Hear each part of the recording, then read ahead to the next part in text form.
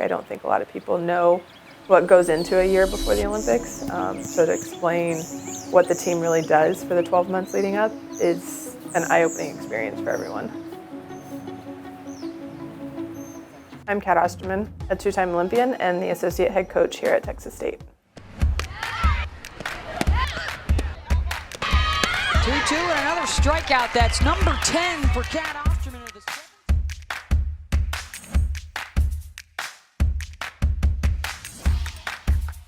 The question that people ask the most is just like the what's it like? It's a pretty generic question. Or what's your favorite memory? And obviously standing on the 2004 podium winning a gold medal is my absolute favorite memory.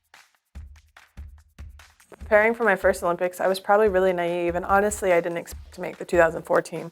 There was just an innocence of not really knowing what I was getting into and just going into it blindly and doing whatever you're told and working through it.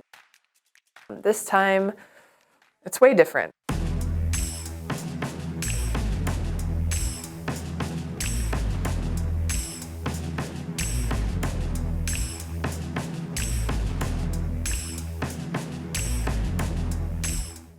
Kat, you make the case if she's not the greatest of all time, it's the little attention to details that she has now. No doubt she is a great athlete, but what allows her to stand shoulder and above everybody else is the little extra stuff of attention to details, as I touched on earlier, challenging me to say, well, why are we doing this? How does this fit in to make me a better softball player?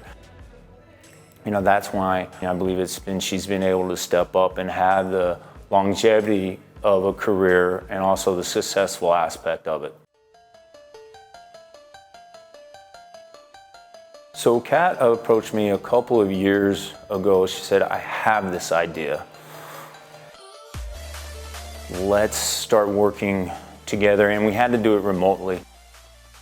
Yeah, there was always the inclination of the itch to get back in the circle and pitch again.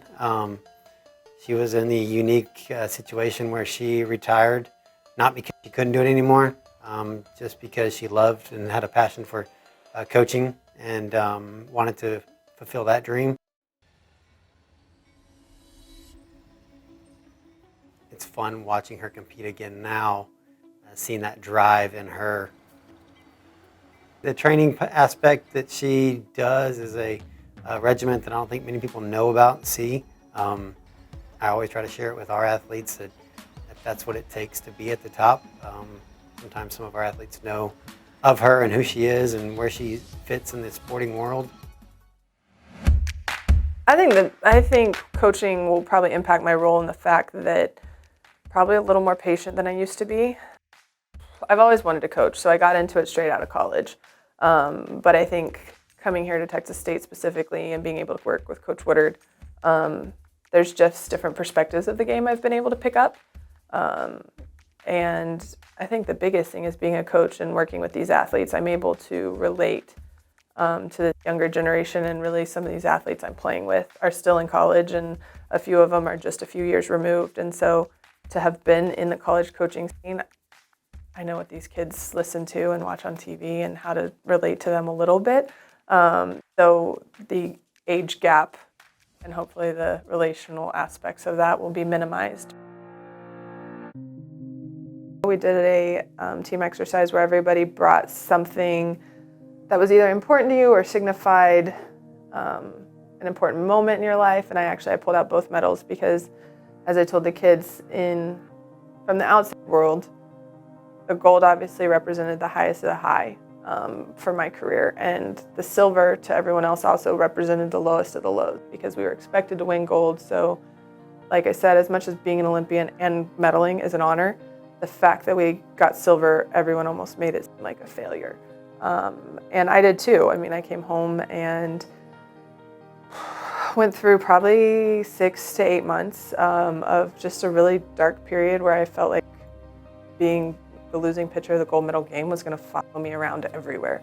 But I think the message to my kids is, as much as I took that as a low point, no one else walks up to me and says, "Hi, loser of the gold medal game." It's not something that's ever really it doesn't follow you as much as you think it's going to be this dreadful part of your life for the rest of your life. So yeah, I presented both of them to them, and I think the silver was probably the first time they had heard me talk about dealing with a failure, so to speak, or a big one in my mind. And it's just, it's a different stage, but it's just a reminder that we all have the good and the bad in the game, and we all have success and failure.